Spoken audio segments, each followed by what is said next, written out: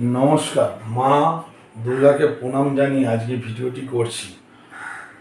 আজকে ভিডিওটি করার উদ্দেশ্য হচ্ছে, অনেক মানুষরা অর্থের অভাবে রেমেডি করতে পারে না, কিন্তু মন্ত্রের এমনই একটা শক্তি আছে যা অতীতে ছিল, বর্তমানে আছে, ভবিষ্যতেও থাকবে। আপনি যদি কোনো বিপদে পড়েন, যদি মন্ত্র শক্তির যদি আপনি মাকে জানান, তাহলে অবশ্যই আপনি আপনার বিপদ থেকে অনেকখানি মুক্ত পাবেন।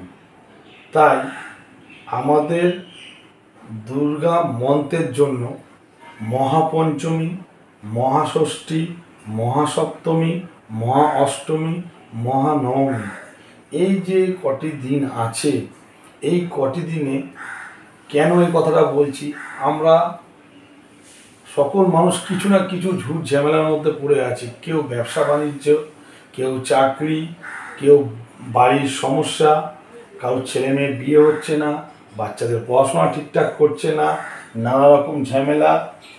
ঠিক আছে, যার যেরকম সমস্যা আছে, সেই সমস্যা যদি মায়ের কাছে যদি অন্তর থেকে একটা পদ্মফুল হাতে নিয়ে মাকে যদি এই মন্ত্রটি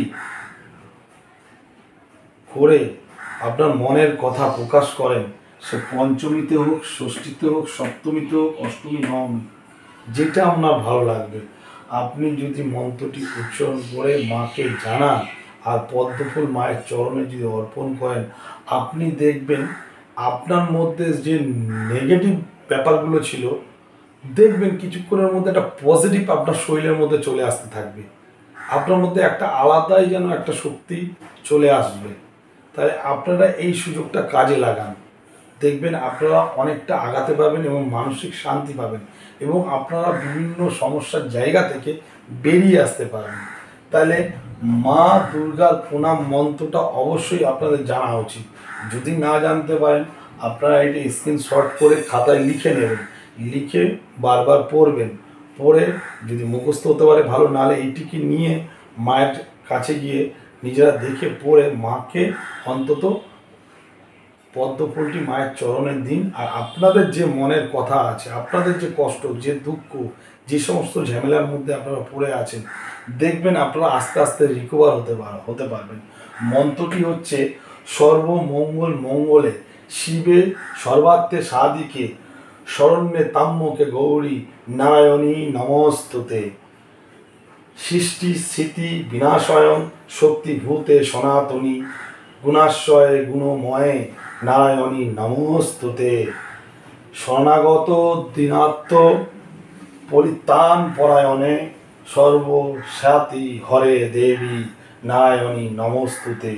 জয় নারায়ণী নমস্তুতে, জয় নারায়ণী নমস্তুতে, জয় নারায়ণী নমস্তুতে। এটি 3 বার বলবেন। আর মাকে আপনার যে কষ্ট, যে দুঃখ, যে জ্বালা যন্ত্রণাগুলো আছে, সেইগুলো আপনি জানাবেন, জানিয়ে মাকে পদ্মফুলটা দেবেন। কিন্তু দেখবেন আস্তে আস্তে আপনি আপনার জায়গাতে ঠিক মতন পজিটিভভাবে আসতে পারছেন।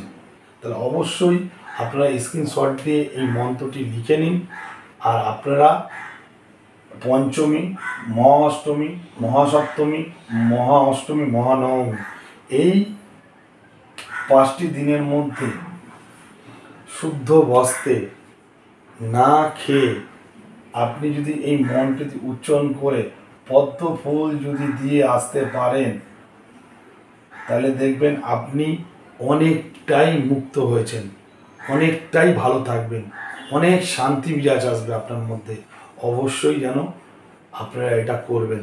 আমার রিকোয়েস্ট আপনাদের কাছে, আপনারা সকলেই ভালো থাকুন। আপনারা সকলে ভালো থাকলে পৃথিবী ভালো থাকবে।